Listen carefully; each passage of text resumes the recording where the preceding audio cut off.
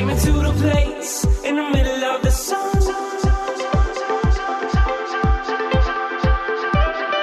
And we'll sing this song, sing it one by one. What's going on, guys? Hey, thanks for listening to today's episode. Or tuning in. I guess you haven't listened to it yet. I was going to say something, and I was like, soon to be listening. Soon to be listening, yes. And I remembered it's nice to not correct your partner. Oh, that's right. Right I'm not away. mad. It's okay. Okay. Because I corrected myself first, so yeah, that's why it's okay. I waited. Good job. We have an awesome show for you guys today where we welcome Dr. Alex Belser, and he is a psychologist in private practice in New York City and a psychedelic researcher at Yale University in New York University. And today we talk about how we can introduce ecstatic practices into our life. And those would be practices that give us ecstasy. And it's super interesting conversation. Sarah and I talk about our recent experiment with an ecstatic practice, and then we dive into his research in psychedelics. We could do several episodes on this stuff. We think it's so fascinating and important. So hopefully you guys do too. This episode was very different from the episodes we normally do. And I really enjoyed it because it was, for me, brand new perspective and information that we haven't really talked about. So hopefully you can find this information valuable of ways of things to put into your relationship, especially maybe doing an ecstatic dance class with your partner. Chase and I, like we said, just did one last week, and it was a very bonding experience, and we had a lot of fun. And if that's something that you wanted to do, or you wanting to get your partner to do it with you, do it. Just do it. Highly recommend. Yes. And let us know what you think. Send us an email or join the Love Tribe group. And I'm definitely really interested in this topic. Sarah is as well. And if you guys want to hear more episodes kind of like this that are a little bit different than just having a therapist on and talking about those things, which obviously will be the predominant mode of these podcasts, but it's nice to change it up, and it's good for you. Yeah. So as always, thank you guys so much for tuning in, joining the Love Tribe group, subscribing, telling your friends and family, and we really appreciate you. Enjoy the episode.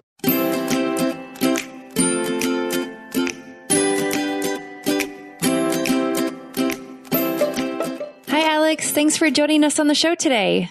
Oh, thanks for having me.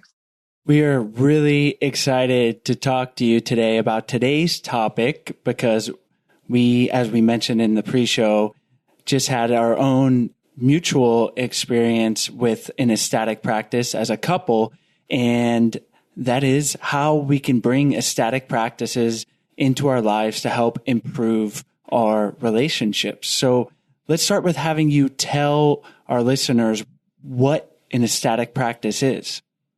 Maybe a good way to do that is for me to ask you listening, if you think back, when was the last time you felt something that resembled ecstasy in your mind? Resembled something that you don't experience on an everyday moment, but wasn't fearful or paranoid or anger making. And, when I ask people this question, sometimes they really struggle to come up with something. They might have warm moments by a fire or feelings of tenderness with a loved one or friend, but oftentimes people have a really hard time remembering as an adult when it was that they felt totally free or liberated or ecstatic, deeply in their body, deeply connected with their breath, maybe having a soulful or spiritual experience. So the terminologies get a little complicated because people use different words for the same thing and the same words for different things. But what I have been interested in is, as human beings, we have these amazing machines. It's how we sometimes think about them. Sometimes we think about them as computers, these bodies that carry our consciousness around in and allow us to experience each other through lovemaking, through speech, through the beauty of the world. And what's curious about these bodies is that they also have such a deep connection with the mind. And so we might think of using the word mind body. And the mind body, through 99% of our daily waking life, kind of exists in a very narrow band. And through practices such as meditation and sort of stillness practices, we can cultivate different types of awareness. And people are kind of familiar with that end of the spectrum. But oftentimes we've neglected, we've kind of forgotten, especially in the West, especially in like the wealthy industrial global North, we have gotten out of touch with what I think is sort of really our right as human beings, which is to experience the full range of what our mind and our spirit can access. And so these are types of ecstatic practices that might reliably be used to bring about, to occasion different states of consciousness, extended states of consciousness, reaching both out and up, but also deeply inside of ourselves. And so what I mean by that is, you guys were talking about dance. I mean, most people who dance like have a good time at the reception, at the wedding, but a truly ecstatic dance, whether it's barefoot or through a deep intentional or ritual practice with the group, is something that is as old as human civilization, as old as human family itself. And especially if you dance for a long time and deeply get into your body, it can bring about or build a platform for a profoundly ecstatic experience. And most forms of dance aren't just solo dance. They involve our partners. They involve our romantic partners, our friends, the people that we are drawing connection from. But I'm also interested in things like psychedelic consciousness. So a lot of my research is in psychedelic medicine, and there's a huge clinical resurgence in the psychiatry community and the psychology professional community, looking at how can we take these ancient medicines that have been used indigenously around the world, and how might they help us heal and also point the way towards something greater than ourselves. But there's other things too. I mean, like the sort of fads for like marathon running and even ultramarathon running and sort of exhaustion practices can bring about something really powerful, different states of consciousness that are conversion experiences are really beautiful. But we also get into things like even like BDSM and sex, these sorts of like tantric practices, sacred intimacy practices in sexual relationships can open the door and the gateway with heart and intention and oftentimes facilitation and guidance towards something that is beyond the mundane and beyond the ordinary. And I feel like this is what helps us to, reclaim ecstasy in our lives. There is so much to get into here. We really want to talk about your psychedelic research. But before we get to that, maybe we can start with ecstatic dance. And as we mentioned, Sarah and I did it the other week. And yeah, it feels like there's something super elemental and human, like in our DNA to dance and to move and to do these ecstatic practices. And it is like a therapy. I mean, I know I feel amazing during it and then after, and it's like, man, I need that more in my life. And like you said, we're missing this. So yeah. I'd like you to comment on that. And then have you personally participated in ecstatic dance practices? Oh, I have. Yeah. And, it's interesting because so much of dance is associated with imbibing a lot of alcohol, which is how I did it for the first 15 years. It's like a lot of alcohol and then you go dancing. A lot of these intentional sacred dance communities, like, for example, Five Rhythms, which is a practice here in New York and in many other places around the country and the world. The Rhythm Society, which is founded by my friend Bob Jesse and others in San Francisco, and other ritual dance scenes in at least the United States. These are places where people come together as a community. They get to know each other. They might hold hands or have a grounding relaxation ritual to sort of open the space with intention, drawing back from our pagan roots, drawing back from our deep traditions of community. And these are held spaces in a way, right? Oftentimes things aren't for sale. We try to get ourselves out of a late liquid capitalist mindset. We try to get ourselves out of body tension, and postures of holding, where we may be holding in trauma, blocking certain ways that we might access movement in our body. And when we open our body in different ways, different emotional states come out. Now, it's not always ecstasy. And in fact, to get to ecstasy, we have to sometimes clear out a lot of furniture. So this can involve confrontations with the self, confrontations with our deep relationships to the parts of ourselves that we're upset with, angry with, disappointed with, memories that might be difficult. There might be grieving that has to be done. And sometimes these feeling states can be accessed through the body. And so we see in psychology a movement towards what we call somatic experiencing, which is one modality. I myself am a yoga teacher in a couple of different modalities, and I like to bring that into my practice as a psychologist. And with the dance, we get to open ourselves to an experience where we might enter into a different state of consciousness. Now, this may take many hours of dancing. It's not something that just happens at the drop of the hat. And it does require a sense of group holding oftentimes, but it is possible. And people report feeling refreshed and alive. And I promise you, if there was enough research funding from large corporations or even from the government about not just the physiological benefits of dance, but the emotional benefits, the psychospiritual benefits, we would see people, doctors picking up the prescription pad and assigning us a script for multiple hours of ecstatic dance with our partners on a regular basis, because it can really clear out a lot of congestion in the system, and in that way make space for something that's something beautiful and even radical to come in.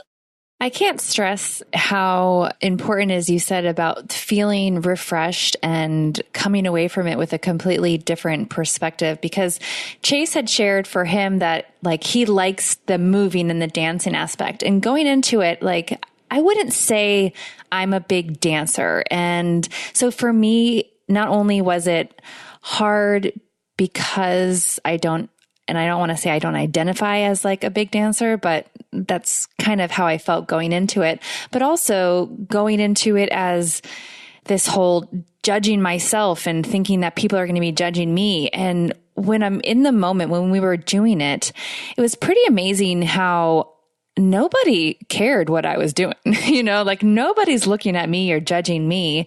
And after the fact, not only did I feel so refreshed, but I was not only physically exhausted, but emotionally exhausted from all these kind of emotions that are going on while I'm dancing for these 2 hours. So I've only done it one time, but for our listeners who haven't done it, try it. You may totally not feel comfortable doing it at all, but you will come away with it with something, I think, emotions and feelings that you've never felt before. And Sarah, I think that you really hit on a core component of what I'm talking about, which is the unself-consciousness of your experience. Initially you're worried that people are thinking you're dancing like on the floor, or maybe you don't have the moves other people have, or it might be their body shape or size. And so many of our dance experiences from prom and before are sort of semi-socially traumatic. But if it's possible to find a place just to be in your body, we lose our sense of self-consciousness for a moment. We sort of get swept away in something that is greater than ourselves. And so the rigid egos of the rigid boundaries rather of our ego, how we define ourselves, the boundary between me and you, the boundary between what we're aware of and what is in our unconscious or our deep unconscious, the boundary between existing and not existing, and our basic sense of connection starts to become a little bit more liminal, right? It starts to become a little bit less rigid, less boxed in, when we can let go of that sort of hyper self-consciousness, which can really just nip creativity in the bud. It can really just it can really stall and halt our efforts to experience something that's greater than ourselves. And, dance isn't the only thing. I mean, there's some people will really take naturally to a certain type of modality or a type of ecstatic practice. There's this beautiful tradition of holotropic breath work, which uses, it's usually 2 to 3 hours of deep, breathing. And sometimes the instruction is to breathe a little bit more deeply and a little bit more often than you normally would. But if you do that over time, this is with a facilitator, usually with a group in a circle, and you're caring for others and being cared for by them.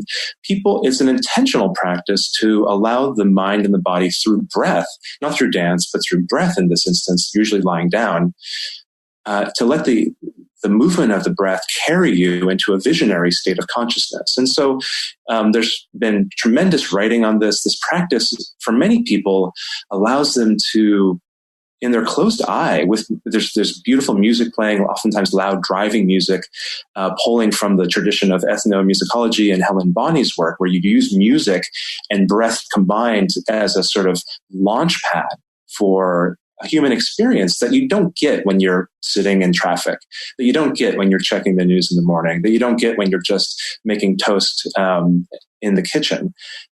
This is a special space with intention that allows people to have colorful visions, to enter other worlds, to enter, what some people might describe as the spirit realm, or to speak with ancestors, or to learn things about themselves and their family members that they might not have had immediate access to, that perhaps they knew in some way but couldn't quite reach. And this practice is really quite beautiful. So, this is something that doesn't require any sort of medicine or drugs at all.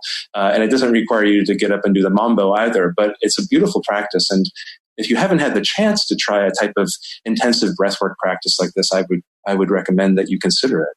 I love how earlier you mentioned that these kinds of practices are allowing us to experience a more full spectrum of what it means to be human. And that's what it really is to me, because most of us just go through our lives and we don't experience these things. And that's what's so beautiful about the age we live in, is that we can be exposed to these new ideas and through people like yourself. And I realized I grew up as an athlete. I'm a basketball player, and then I was a professional stand-up paddler, and it was an endurance sport. And what I loved most about both of those was like the unself-consciousness that you described, and like digging, I would call it like digging deep, and you lose your sense of self, and you're working hard physically, but that was like this thing that I was chasing. And now only later, recently, realizing that I was kind of chasing that ecstatic experience that now I'm exploring through dance and want to do through psychedelics, and really to experience a more full spectrum of what it means to be human. And then to wrap this all up, to bring it back into my life, but our life, my relationship with Sarah, my relationship in the world. And it's really a powerful thing. And it's cool to see these movements. They seem to be having like this resurgence. Is that what you're seeing on your end? I think that's right. I mean, it's first of all beautiful to hear your experience of sort of the endurance paddle work and endurance sports in general, which I think for the fraction of us that have done those sorts of sports or who currently do them, they really bring on, it's not just a runner's high. There is really an entire psychology of like intense physical exertion that we don't really have much of an inkling of what's going on, but people have such profound experiences. And it has to do with like radical exertion of the body oftentimes. Now, this may not be the most effective or the only way of affecting a sort of ecstatic or non-ordinary state of consciousness, but it is certainly one way that many people access it. And we see that in the resurgence in like marathon running. I think that what you've seen, though, in the last at least 30 years or so, 40 or more, there's been a huge resurgence, as you know, in sort of meditation and mindfulness and yoga. And I just want to kind of like I'll be as succinct with this argument as I can. This incredible thing happens where in the midst of ongoing systemic power oppression between colonial powers and other countries, we have this sort of like movement towards East-West exchange. starting in the 50s and 60s and then continuing to today. And what many of the Western scholars and practitioners found was when they went to places like Japan and China and Thailand and India, and they came back with these practices. Oftentimes they brought back stillness practices, mindfulness practices, meditation practices that had become, over the course of years, and you'll see this in different studios, kind of secularized. And in the West, we've commodified them. You go, you pay a fee, they give you an hour of instructional mindful practice oftentimes. And this is beautiful and can be very helpful as people progress along their myriad paths. But what's interesting is that in doing this, I think we took the practices that were easiest for us to adopt into our culture. And that's like, oh, you want me to sit down for 25 minutes and just be quiet and sort of focus my mind? Okay, that's something I can imagine doing. And we start to do that.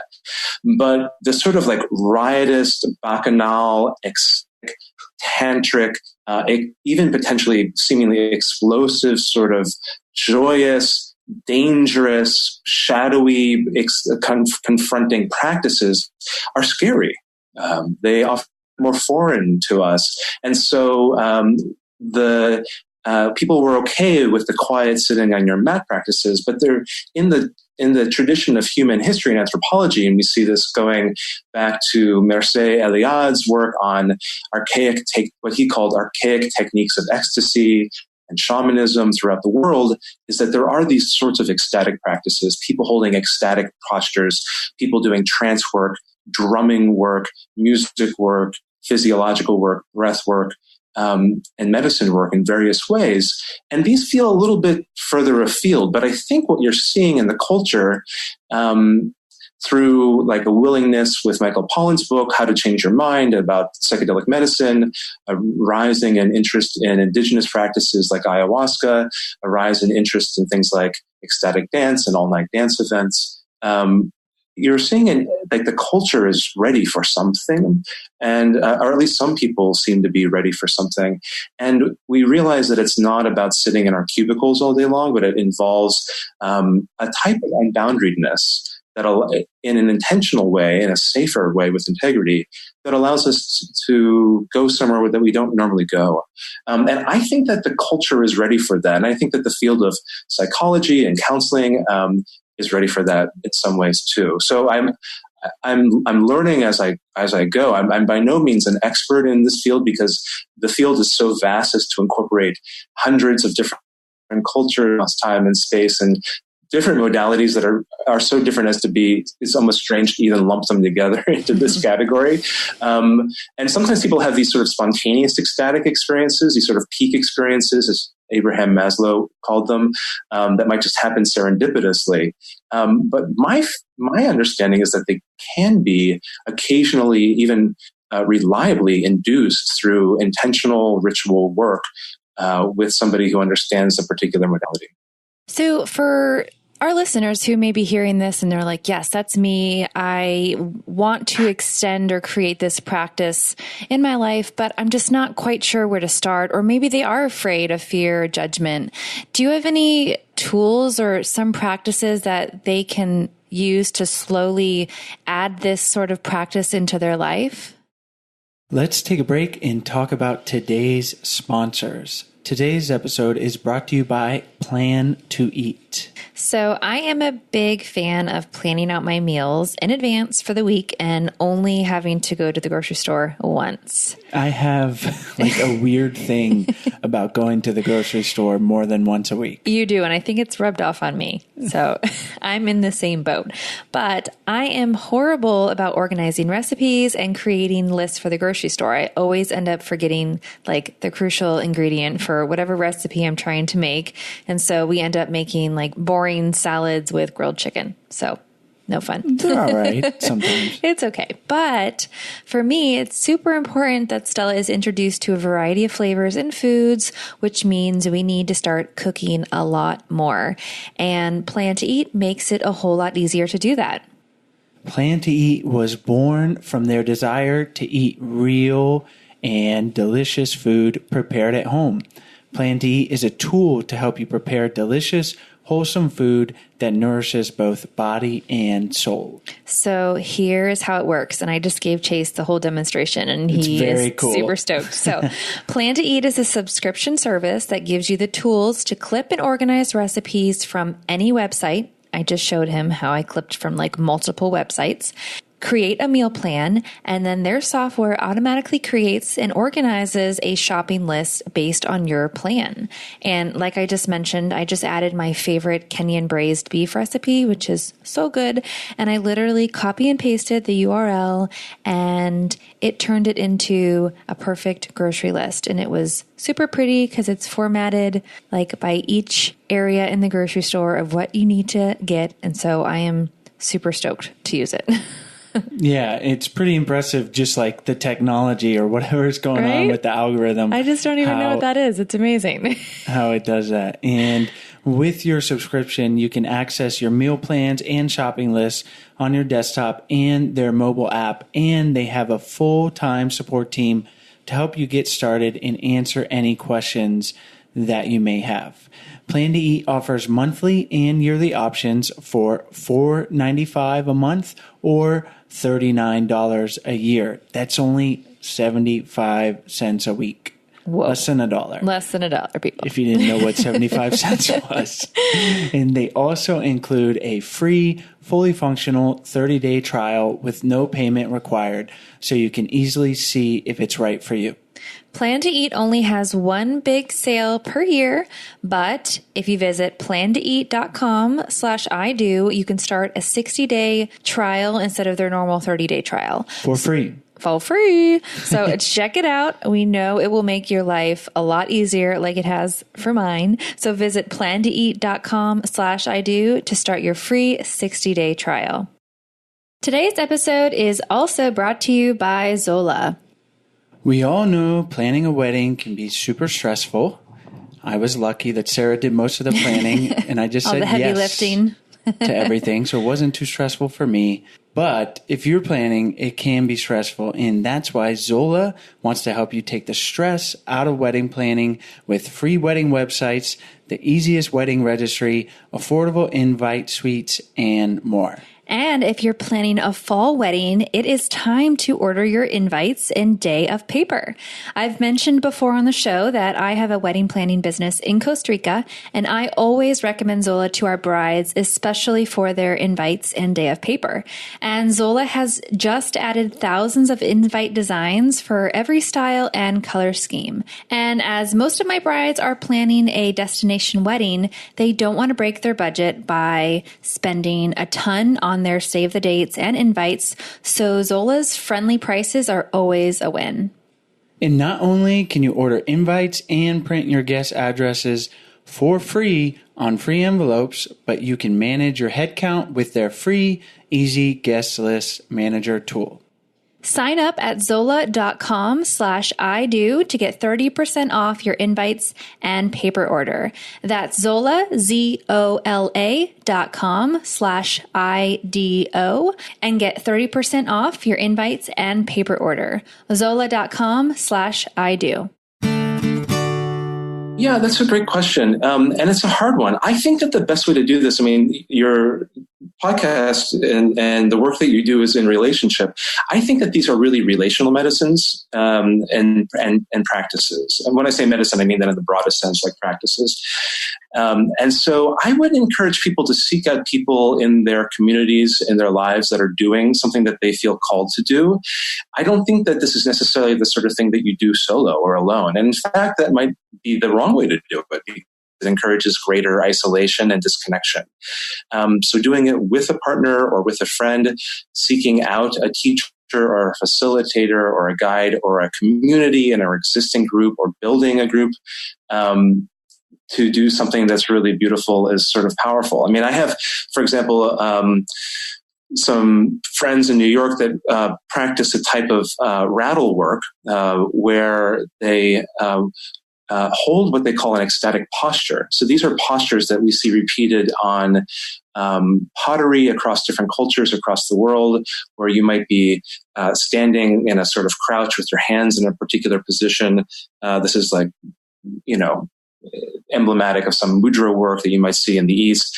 And then they rattle themselves into a sort of state. And it may only last 20 minutes. And in doing so, it allows for a different sort of experience to arise. And they've just sort of figured out how to do that themselves. They've gone and studied rattling at a place called the Kayamunga Institute. The person whose work I'm referring to is James Lawyer, Lawer, excuse me. So it's a hard question because there's not much of an infrastructure built up. It's not like I can say, go to your local Starbucks and like buy the book on how to do ecstatic practice. It's not really commodified like that. And I think there are resources available if people are willing to seek and look. And I think that people should ask themselves the question, what do they feel drawn to? What do they feel curious about? Maybe they feel stuck in their lives. I mean, this is the most common refrain that I get from the people that I speak with and work with in my private practice is that they say, I just really feel stuck. And to get unstuck, I think we might have to shake things up a little bit. So I would encourage people to do that, with heart and with care and with each other. I could geek out on the anthropology of this for like a whole couple podcasts because I think that's so fascinating. Yeah. And I was an anthropology major, and it's just very apparent that our ancestors kind of had this figured out because all of these practices, like you mentioned, have been around for hundreds of thousands of years. And the dance, and how in Africa, the trance dances, the whole theory around the drumming in Africa is that psychedelic plants weren't really that available. So they developed these erratic drum patterns to get, that would induce trance states. So it seems like there's something elemental in being a human that we want to alter our consciousness. And it's fascinating. And the work that you're doing with psychedelics is adding to this resurgence of getting back to what our ancestors have figured out. So now you're studying it in the lab. So let's talk a little bit about your work in psychedelic research and how we can bring that, or how you see in the future that coming into improving our relationships and individually. Yeah, I'm happy to share a little bit about it. I think and many of the people listening here will sort of know this from their own personal experience or through people in their lives. The field of psychology and psychiatry have really gone through a bit of a difficult period in the last 20 years. Most SSRIs for depression don't work for most patients most of the time.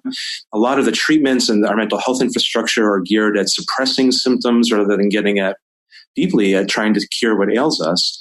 And a lot of people are really unhappy and have a lot of symptoms of anxiety, depression, sleep, addiction, ongoing relationship patterns and interpersonal issues that are dogging them.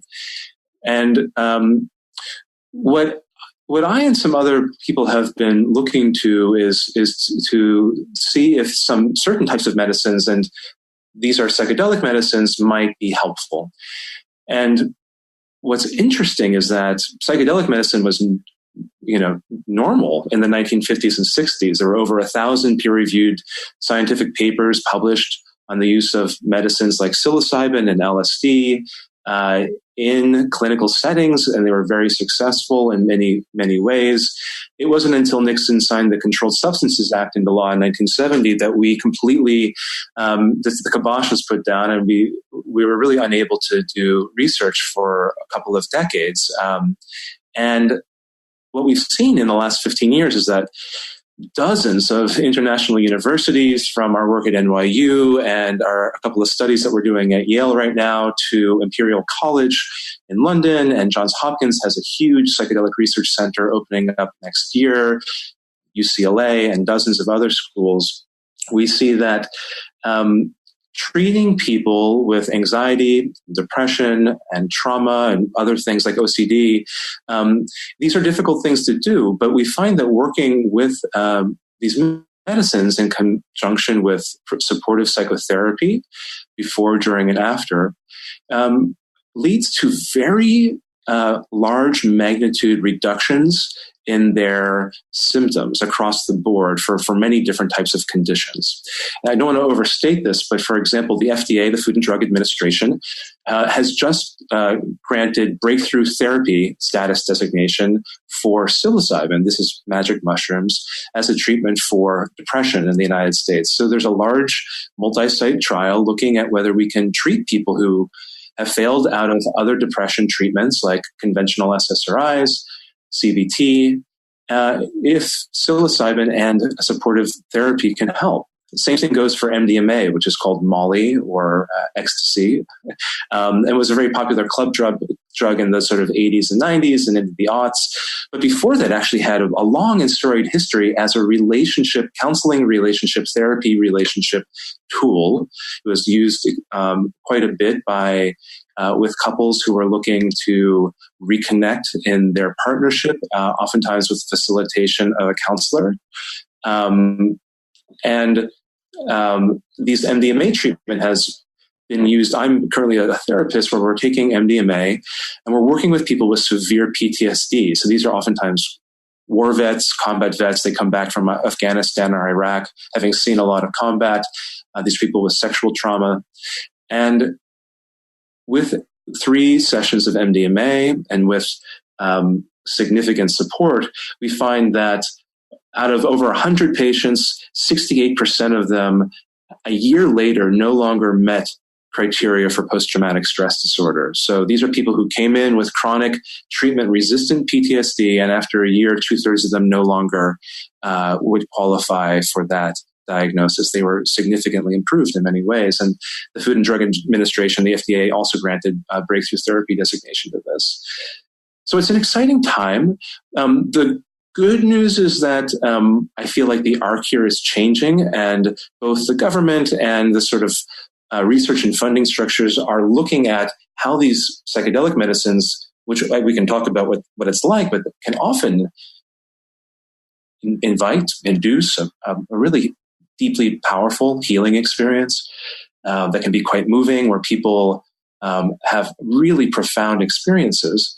The bad news is that most of these drugs are still Schedule I drugs, and most of the trials that are happening can only happen in sort of above ground academic or institutional research settings.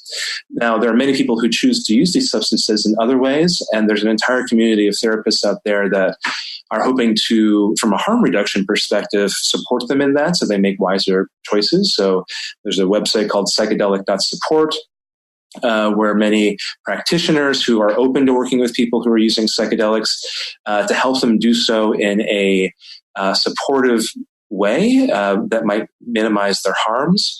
I believe to be a part of that practice, people decide not to refer people to underground practitioners, for example.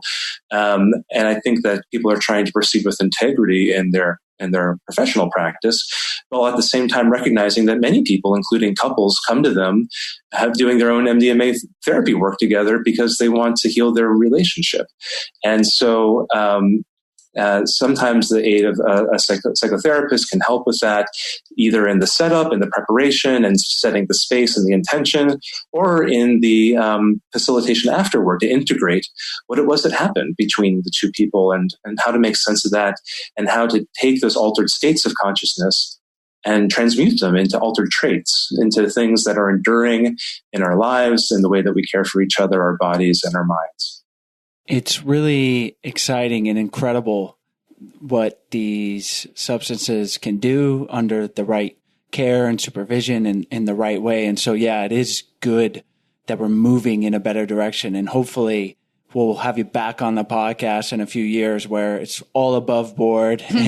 And because it does seem, with the trials that have already happened, very, very promising. Pretty amazing. Yeah. And can you talk a little bit about the mechanisms that are occurring in, maybe a little of the neuroscience behind it and how it's helping couples maybe integrate and improve their relationships? Yeah, one of my colleagues, Dr. Ann Wagner, has been doing a lot of couples work in this area, and I think she probably may be an expert in this.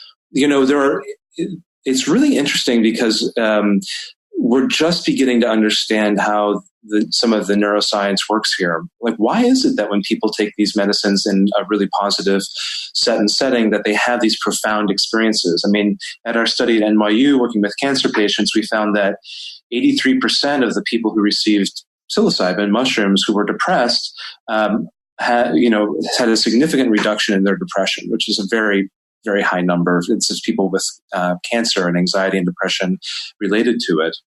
And so there's a number of different neural pathways. So, mushrooms, for example, like psilocybin, are active at the 5-HT2A receptor site, which is just the same site. It's a very similar chemical compound to serotonin. If you put serotonin on the left and psilocybin on the right, they're almost indistinguishable. They're very similar and operate in the same serotonergic system. But they cause sort of a flush of experience rather than what you might get with an SSRI over a long period of time.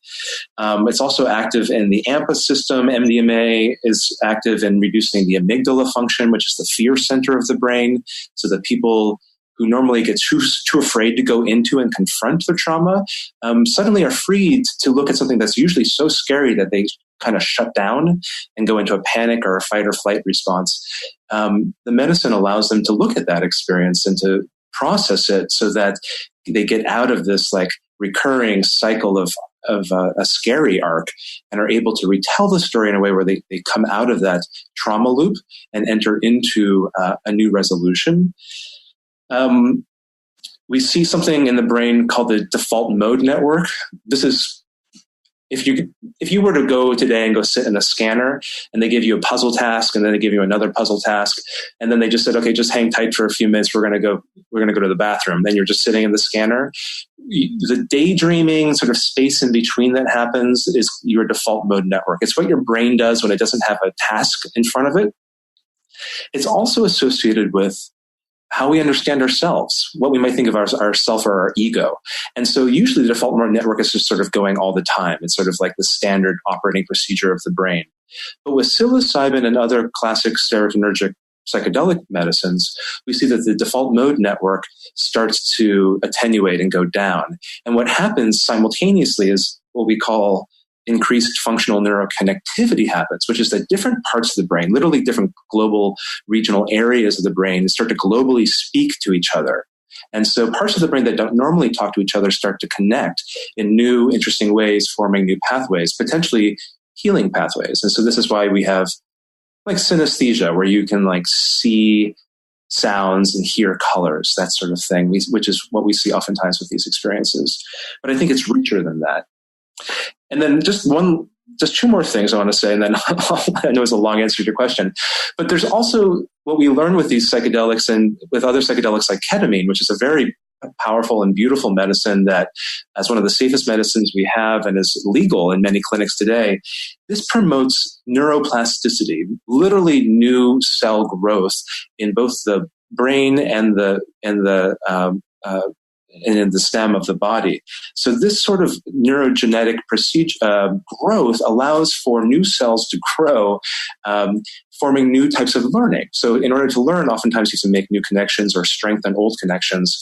So if you're in a depressive rumination and you have like a very strong ingrained pattern of depressively ruminating on things that are worrisome and anxious and sad, BDNF is a chemical that is produced in the psychedelic experience that for a period of a critical window for a few days or weeks after the experience allows people to make big changes in their life, to learn new things and to grow new connections. And this involves things like quitting smoking, quitting drinking, which is one of the major areas of research in psychedelics. But it also may mean like learning new ways to relate to themselves and other people. So there's quite a bit of going on. And the biggest thing that we really don't know much about is that people have profound spiritual experiences. You know, I hate to, I think that word is loaded, soulful experiences, religious experiences, mystical experiences, but people have experiences of a transcendence of time and space, a feeling of being deeply connected to something beyond themselves and profound experience of love. I found this when I was interviewing our cancer patients, and people just kept on using the word love over and over again. And I I hadn't asked them about love, but they kept on talking about it. And not just personal love, but sort of love that transcends the self. And these spiritual experiences are statistically associated with improvements a year later in people's symptoms. So it's kind of a powerful new paradigm. Now, it's not that there aren't costs and difficulties, and we do our best to think about some of the fearful things that can happen when you are confronted with a psychedelic experience. And that's why we build so much intention into the practice. And I do not encourage people to go out on their own and just start taking a drug because they think that they're going to have a beautiful, powerful experience. I think that we've learned a lot about how to safely hold these experiences in relationship with people, in relationship with each other, with good intention and integrity. And I think that those sorts of lessons really need to be strictly followed. So until they become legal, how could someone listening that's interested, can they be prescribed this by a therapist, any of these modalities? And also, without taking psychedelics, how can we tap into some of these things? Yeah. Ketamine, most people who prescribe ketamine don't prescribe psychedelic ketamine. They prescribe very low levels of ketamine if you go to a clinic for depression, for example. But your mom and dad's retail pharmaceutical giant, Johnson & Johnson, just got a big patent for ketamine-assisted therapy or treatment. So it's a pretty interesting time where Johnson & Johnson is using a psychedelic medicine as part of their practice. There aren't that many great options, and it's a sort of a frustrating time. Some people choose to travel to countries where it might be legal to take these medicines, like Amsterdam. There's a legal mushroom retreat called Synthesis, and many people travel to South America to take an indigenous medicine that comes out of the Amazon called ayahuasca, for example. But I think most people find that it's really difficult to find a way to do this. I think that we can access altered consciousness through dance and breath and drumming and holding hands and coming into circle with each other in new and delightful ways. And there's so many traditions of this. I mean, the yoga tantra practices, even white tantra, I don't even necessarily mean sexual tantra, where people are doing intense white tantra practices and kundalini yoga. This can oftentimes bring about profoundly altered and beautiful experiences for people in a way which is held and quite beautiful. But I think it's the challenge. I think you've put your finger right on the challenge of our time, which is that we've been out of touch with these sorts of ways of living with each other for so many generations that they don't exactly exist yet today. And there are certain circles of people doing them, I think, to good effect. But I would hope that if we come back again in a few years and do another podcast, that we'll see that there's been a bit of a blossoming or a flourishing. And I would challenge people and invite people to take up the charge and explore their own minds, explore their own consciousness. Because if you've been living your life in a tiny room of your mind, I think you misunderstand the nature of the reality that might be open to you. And I hope part of what my work is to help people do that. And I gotta say, it's so beautiful and touching to work with people who really are opening new doors in their own minds and bodies and in relationships. So thank you. Yeah. Well, thank you, Alex. And before we wrap up, you really nailed it on the head. We really do hope that we can have you back on when this is all above board. Because I think we're going to look back at this time, because it is so strange, and be like, what in the hell? This stuff is so amazing in what it's shown to do, and the fact that we haven't been able to really unleash it when we used to. Like I said, our ancestors were using it, and now we have the science backing up the benefits. So really can be a beautiful thing. And the last thing I would ask you, as a researcher, what is holding back the laws being passed? What do you see needing to happen from a legislative standpoint, besides it just obviously getting passed to not be Schedule 1? Well, it's a little tough working in this area. What's interesting is that there's been a massive influx of over $1 billion in venture capital. Like the venture capitalists have come to town and they're really excited about psychedelic medicine, and they're really interested in funding it because they believe it's the next infrastructure play sort of in the sort of mental health and medical health fields. I think that the sticking point is like money and training and expertise. The government doesn't fund any research with psychedelic medicines, and most of these medicines are off patent, meaning that there's no really good way for most pharmaceutical companies to make money on them if they were to bring them to market. And so they have to run a lot of studies to do that. It costs many, often scores or hundreds of millions of dollars in the way that the Food and Drug Administration has set it up. Oftentimes for good reason. So there's a number of barriers in the way, and unfortunately, it requires a lot of money. And sometimes we know that a lot of money sort of corrupts a process. So we're doing our best to proceed with integrity. One of the major sponsors in the space is MAPS, and if people are interested in their work, they can go to maps.org. I'm a research therapist and study therapist for them. They operate as a not-for-profit, and they have a public benefit enterprise. So they're really trying to bring these medicines to people and not make a buck off of other people's experiences. So I tip my hat to them because that's hard to do. Thank you for that information. And again, thank you for the work that you're doing. And we'll have you back on in a couple of years when this is all legal. We'll hopefully it's just a couple. and after you guys have done the good work of helping people with their relationships to each other and to themselves. Thanks for having me on. It's really been a pleasure. Well, thank you, Alex. And can you tell our listeners where they can find more information about you online?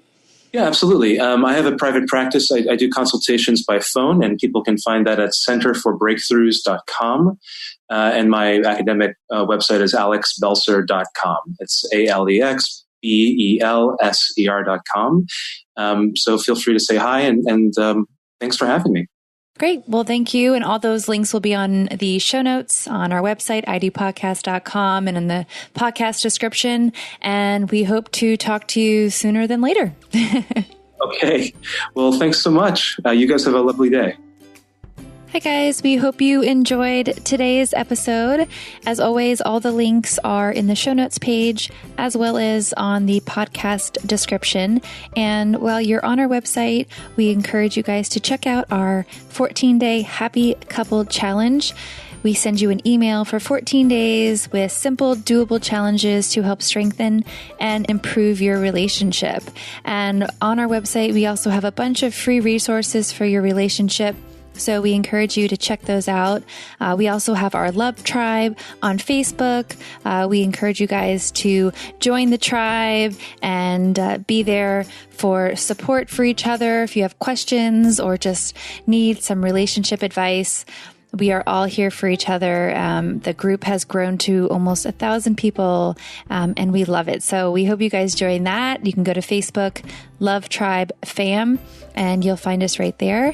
And if you are interested in learning more about our flagship course, Spark My Relationship, we hope you guys check it out. We have a special offer that is only for podcast listeners. So you can go to sparkmyrelationship.com/unlock, and you can unlock that special offer and learn more. As always, thank you guys so much, and we'll see you next week.